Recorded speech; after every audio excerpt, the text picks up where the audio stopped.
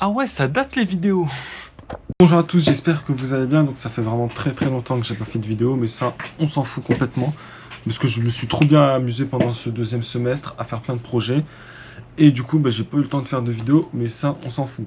Donc, comme vous avez pu le voir avec le post qui date quand même de très longtemps, bon oui, je suis allé au Salon international des inventions de Genève pour aller interviewer des gens et leur demander. À contrario du Global Industry où là c'était vraiment des entreprises et des industries, là il y avait parfois des chercheurs, parfois des industriels, parfois des personnes qui ont trouvé des problématiques et qu'il n'y avait pas de solution et qui ont apporté une solution. Et c'était vraiment très inspirant parce que c'est parfois il y avait des personnes où c'était vraiment des idées qui ne sont pas très complexes, qui ne demandent pas des machines qui coûtent des millions, et pourtant ça répond à des besoins même parfois vitaux.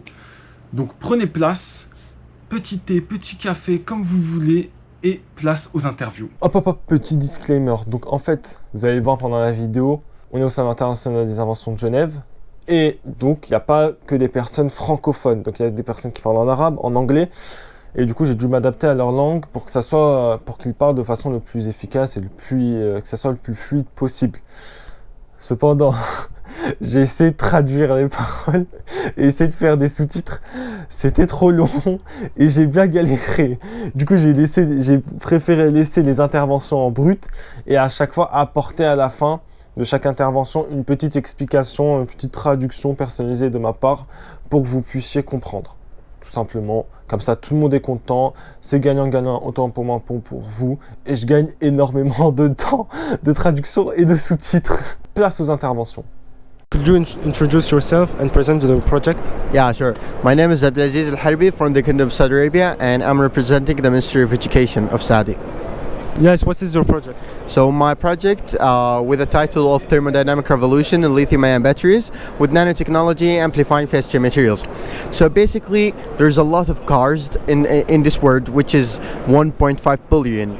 But with a tiny part of 7% are electric, powered by batteries, and picture that number in very hot places. This number used to be only a handful of people on them, and let's take our country, my country, the Kingdom of Saudi Arabia, as an example.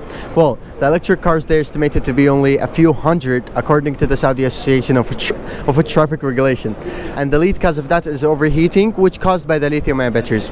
Henceforth, in my project, the main focus was on improving a passive cooling system by improving the lifespan of the lithium-ion batteries and making it yield a stable performance. We did that by utilizing the multi-walled carbon nanotube thermal conductivity, adding it to our paraffin wax at the melting point of 27 Celsius. And to make this system, we thoroughly mixed the paraffin wax with the carbon nanotubes. And now how does it work? Basically, we have a battery inside the plate surrounded by the PCM, which is phase change materials. So when the battery increased in temperature, the PCM will absorb the heat in the phase change process. And we added the nanomaterial to improve the thermal conductivity so that we have a better result. So for the result, we got a higher efficiency of 2% from the existing system that our existing electric car now, which is air cooling, and our system is cheaper by 87%. Yeah. And the system right now, how it's working? Now we already have a small prototype and we're working on a Paxil unit. So probably it's going to be ready for the market for a few months. Yeah. Do you have any advice for young people that want to innovate and make things? Yeah, I'm not sure about that, but you guys have to do something to your country or anything. So try to do research, invention, so that you can help other people. Yeah, everything will be happy about that. Thank you very much for the interview. Yeah, I appreciate it. Thank you. Bon, l'explication globalement de M. Abdelaziz, donc en fait il expliquait que son système, du coup son innovation, est accentué, en fait est axé sur les batteries à voiture électrique. Donc en fait son innovation qui est basée sur la thermodynamique et les nanotechnologies, parce qu'en fait lui ce qu'il remarque c'est que les batteries en fait actuelles, les batteries elles chauffent, surtout en Arabie Saoudite, du coup les batteries elles chauffent énormément. Et il constate que le système de refroidissement des batteries est totalement mauvais. Et donc il a inventé une innovation, donc une sorte de matériau qui englobe cette batterie-là et permettant ainsi à cette batterie-là du coup de moins chauffer grâce à l'effet de transfert thermique. Et donc en fait ces matériaux, du coup basés avec des nanotechnologies, tout ça, a une efficacité supérieure, une augmentation d'efficacité de 2%, mais surtout à un prix de 87%. Donc c'est totalement très intéressant pour une voiture électrique, surtout qu'il m'a expliqué qu'en fait ce sera beaucoup plus léger parce qu'avant c'est effectué sous système de serpentin, un peu comme les frigos. Et comme sur les frigos, du coup ça rend la voiture électrique beaucoup plus lourde et du coup le coût aussi pour le refroidissement est beaucoup plus élevé. Grâce à son innovation, les batteries du coup seront refroidies, mais sera aussi moins cher. Et du coup pour les constructeurs c'est totalement intéressant. Et pour finir, pour conclure, le conseil qu'il donne aux jeunes, donc c'est de n'hésitez pas à inventer si vous trouvez des solutions à les faire parce que ces inventions-là, ces innovations sont aussi des patrimoines qui représentent tout simplement la nation au niveau international. Hello, could you introduce yourself and present your innovation? Hi, I'm Tony Yip from Raspberry Intelligence Inspection. We are a tech startup from Hong Kong. So we specialize in application of drones and AI technology in the field of building inspection. So here, this solution, basically we use automatic drone system to inspect, to fly around the radio tower, capture the visual data of it, and then we pass it to a computer vision model to analyze it. So any potential defects of the structure will be identified, and the entire system is powered by a solar panel, so the inspector does not need to be on site to do the inspection. Which major did you make to make this innovation? I actually graduated from mechanical engineering. So together with our diverse team of software engineers as well as like civil engineers, we together form this solution together with EMSC, which is a government department responsible for taking care of these public facilities. For you, what is innovation and how we can make innovation? I think innovation is to an application of latest technology in solving some real life problems, and very often we are trying to find a more cost effective and also time efficient way to solve our daily issues. So we study the pain points and then we come up with better solutions with the latest tech. You only make innovation or you're a teacher at the same time? At the same time, yes, we have a spin-off called Raspberry Academy. So we actually train drone pilots for building inspection as well. So yeah. You told me that you're mechanical engineering, but I saw that there is lots of energy in electronics. So do you have to understand the electronics, the parts of electronics, like that you can collaborate with colleagues? Yes, definitely. One person alone can never make up with a good solution. So for us, we partner with different kinds of service provider as well as like drone developers. So we do have like a team of mixed background in order to deliver a solution from end to end. One person can never do this. It's a teamwork. For you, do you think drones will, at the future, will help a lot people and engineers for modelization and so structured like that? Yes, I do believe drone is definitely becoming more and more popular in the near future because there are numerous payloads, the battery is getting a longer flight time, all this technological advance is actually enabling the drone to perform a lot more than what it is used to be only for video taking. So we believe the diversity application of drones is going to be widely adopted in the near future. For example, for logistics, for delivery, and for photography, there are a lot of use case scenarios for drones to be applied. Thank you for the interview.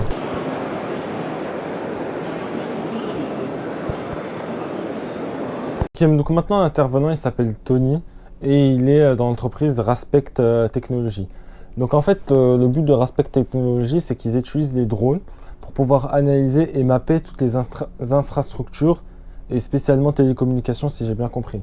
Donc en fait grâce aux drones, grâce à l'intelligence artificielle, couplée à l'intelligence artificielle et le code demandé aux développeurs et à l'équipe, le drone se dirige vers une infrastructure de télécommunications et effectue des tours, comme vous avez pu voir dans la vidéo, effectue des tours pour pouvoir analyser globalement en 3D l'infrastructure. Cela permet 1 de vérifier si l'installation a été bien faite au début, 2 vérifier, donc faire de la maintenance pour voir si l'infrastructure a des dommages et s'il faut réparer, et 3 grâce à l'intelligence artificielle je pense et grâce aux données collectées, peuvent peut-être même faire de la maintenance prédictive, ce qui est peut-être très intéressant. Qui plus est, grâce aux drones, ça évite ainsi des gens de pouvoir se déplacer et à monter de telles hauteurs, ce qui comporte un très gros risque. De part aussi que je pense qu'il y a de grosses tensions tout en haut des infrastructures, donc c'est totalement sécurisant grâce aux drones.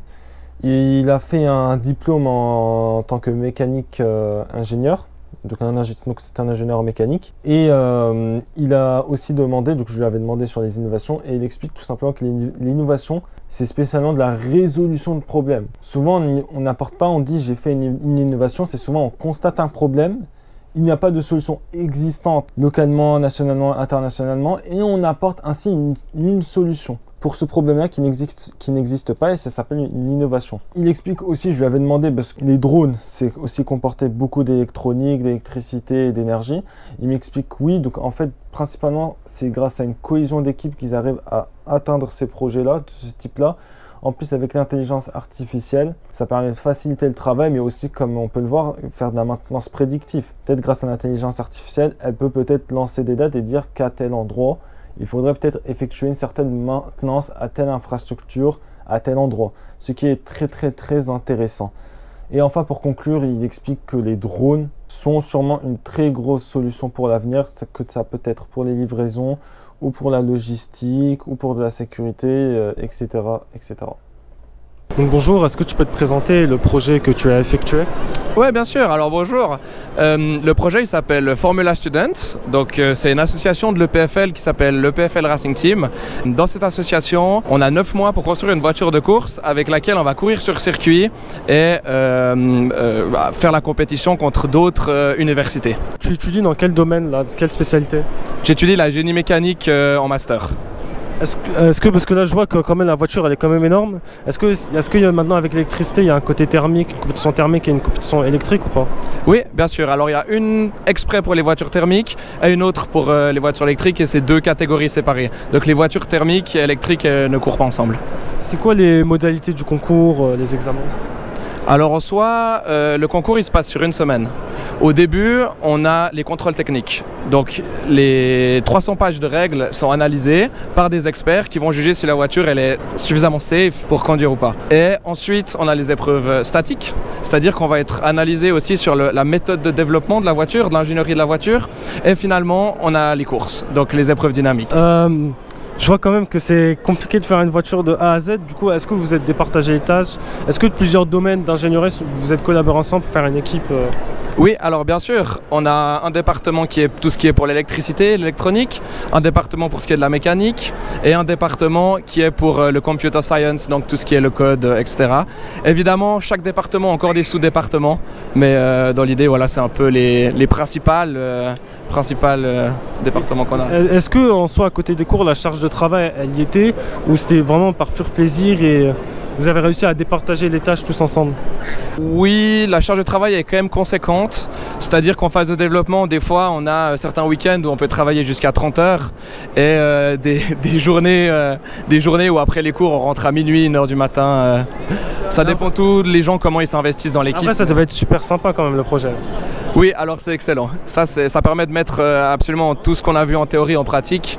Et ça, c'est une grosse plus-value sur le CV pour quand on va sortir de l'EPFL. Est-ce que la vérité en vrai, est-ce qu'en vrai t'es content que la voiture elle soit finie ou pas? Fort. Vraiment t'es content? Ouais, bien sûr. Un conseil pour les jeunes, est-ce que tu aurais un conseil pour les jeunes qui sont dans la tech ou qui veulent peut-être innover, juste fabriquer des trucs? Est-ce que tu aurais un conseil à leur passer? En soi, oui, juste croyez un peu en ce que vous avez envie de faire plus tard, donnez tout ce que vous avez et puis des gens le font, donc tout le monde peut le faire, hein, basiquement. Merci beaucoup pour l'interview. Merci beaucoup. Merci Alexis. Franchement, je trouve ça quand même très très beau que ce soit des jeunes étudiants qui ont réalisé une voiture aussi performante que comme ça. Donc vraiment, vraiment chapeau. السلام عليكم، ايش اسمك وماذا هو المشروع وانت من وين؟ اسمي خالد السهو، أنا مقيم بألمانيا، سوري الجنسية، حاصل على 7 براءات اختراع بالطاقة النظيفة، وهذا مشروع واحد من مشاريع بالطاقة النظيفة هو استغلال مياه الأمطار تحويلها إلى طاقة كهربائية من خلال تجمع الأمطار من القرى من ثم المدن بعد من داخل المدينة من ثم تحول إلى الأنابيب الخاصة بالمياه الأمطار، وضع توربين لتحويل الطاقة الكهربائية واستفادة منها بشكل مجاني. أنت تدرس في أي مكان؟ حاليا أعمل بشركة، هذا أنا صاحب الشركة، شركة مستقلة بموضوع الاختراعات. أنا دارس اتصالات بسوريا وحاليا اتصالات نعم. سجلت بجامعة معلوماتية تكنولوجيا المعلومات، وأنتظر القبول لمتابعة الدراسة أونلاين طريق الشبكة. كيف جاءك هذه الفكرة؟ طبعا أنا تطوعت مدة سنة تطوعي بعمل الأطفاء بالفويابيا بألمانيا، ونعمل بأثناء الأمطار وأثناء انسداد المياه أو كذا، نفتح الفتحات الخاصة بالمياه الأمطار. وجدت أنه في مياه تدفق سريعة وغزيرة، من هنا أجت الفكرة أنه لماذا لا نستفيد من المياه الموجودة أو المهدورة بهذا الشكل. هل لديك نصيحة للشباب الذين يريد أن لديهم مشروعات ولكن لا يعرفوا كيف يفعلون، كيف يبدأون في هذا المشروع؟ هل لديك نصيحة لهم؟ طبعا توجه لمكاتب مختصة بتسجيل براءة الاختراع لتسجيل أي فكرة، من ثم للمعارض كتجارية أو علمية، والسعي لإيجاد ممولين للمشاريع من خلال المعارض واستثمار هذه النقطة. شكرا جزيلا. Donc là, la personne que j'ai pu interviewer, c'est Khaled El Sahou, donc qui est dans l'entreprise Sahou Inventions. Et donc, tout d'abord, il a étudié dans les communications avec en complément des formations en ligne, et aussi s'est enseigné sur tout le monde technologique. Donc, l'entreprise Sahou Inventions, tout d'abord, en gros, elle accompagne toute personne qui a une idée, de son idée à la conception, à la réalisation, mais aussi à son accompagnement, puis la mise en marché. Donc, vraiment tout le processus d'une invention jusqu'à son brevetage, etc., jusqu'à la fin au produit final, jusqu'à ce que ça arrive aux mains de tout le monde. Donc en fait, le projet du coup qu'il m'a présenté, donc c'est une de ses inventions, un de ses projets en fait. Il a un principe de turbine à l'avaloir des trottoirs. Donc un avaloir, c'est quoi déjà? Donc en fait, c'est dans tous les trottoirs, quand il pleut ou quand il y a beaucoup d'eau, et ben ces avaloirs, c'est les petits trous. Et quand l'eau elle rentre, et ben, elle se dirige directement dans les égouts. Et lui, ce qu'il constate, c'est qu'en fait, en Allemagne, donc le climat n'est pas trop ensoleillé pendant toute l'année. Et du coup, il pleut beaucoup et énormément, beaucoup de fois toute l'année. Et avec cette pluie dans les trottoirs, comme le terrain est plutôt plat et lisse, ça génère du coup un courant rapide. Et avec cette eau qui est rapide et qui rentre dans les avaloirs de façon très rapide, lui, ce qu'il a eu comme idée, c'est de rajouter en dessous des sortes de turbine à l'intérieur, et du coup avec ce torrent qui est un peu généré naturellement grâce à la pluie, et ben cette eau qui arrive de façon très rapide arrive vers les turbines et les fait donc tourner, ce qui ainsi génère de l'électricité gratuitement. Et donc si on installe ce processus dans toutes les villes, mais aussi dans tout le pays allemand et peut-être dans d'autres villes où le taux de pluie est quand même élevé, ben ça peut générer de l'électricité gratuitement, avec parfois des coûts de construction qui ne sont pas trop élevés. Donc c'est vraiment un projet qui est très intéressant, parce que là on exploite une énergie qui est l'eau de la pluie. Donc bien sûr, on va pas mettre ça dans des pays où il fait tout le temps chaud, mais dans des pays où il y a beaucoup de pluie, ça peut être très intéressant. Donc bien sûr, comme d'habitude, je lui demande à la fin un petit conseil, et donc lui ce qu'il demande, ce qu'il conseille aussi, c'est surtout du coup de lire les livres dans la spécialité qu'on est, et parfois c'est en trouvant des problèmes dans notre spécialisation que là on trouve des projets. Toujours le même processus. C'est rare d'avoir une idée en tête, c'est souvent en répondant à un problème qu'on trouve une innovation ou une invention. Bien sûr, il explique aussi de lire des livres, ce qu'il y a avec le marketing et la vente, tout ça, parce que bien sûr, avoir une idée, un projet, c'est important, mais savoir le vendre et montrer aux gens que ce projet est utile, c'est aussi une autre étape et autre chose quand même très important. Et c'est donc la fin avec l'intervention avec lui. On arrive à la fin de cette vidéo, j'espère que les interventions vous ont plu. Bah moi c'était vraiment très enrichissant. Vraiment, moi ce qui m'a le plus choqué, impressionné, c'est que parfois ce sont des inventions qui ne demandent pas une réflexion quand même assez élevée. Bien sûr, il y a des inventions qui sont très techniques et à des très hauts niveaux, mais vous verrez à la prochaine vidéo, ah oui, petit teaser. Il y a parfois des inventions arrivent à des problématiques que ça arrive chez nous. Et en fait, j'ai remarqué que les innovations et les inventions viennent à des problématiques qu'on rencontre. Et donc souvent, il faut se spécialiser dans un domaine. Et en se spécialisant plus profondément dans un domaine, c'est là où on constate des petits bémols, des choses qu'on aimerait bien régler. Sauf qu'il n'y a pas de solution pour ça. Et c'est comme ça qu'arrive l'innovation petit à petit en répondant à ces problèmes. Parfois, ces problèmes peuvent être très grand public, mais parfois, ils peuvent être très personnalisés pour un domaine très spécifique. Et c'est ça ce qui est très, très intéressant. Si ça vous a plu, n'hésitez pas à partager pour tout le monde, pour que tout le monde puisse connaître ces innovations et les inventions. N'hésitez pas à partager au max. N'hésitez pas à dire ce que vous en pensez de cette façon de traduction. Et aussi, vous avez pu voir que mon niveau de langue est assez douteux et mitigé. Du coup, n'hésitez pas à me dire si c'était potable, comment j'ai pu parler. Je vous dis à très bientôt pour de prochaines vidéos.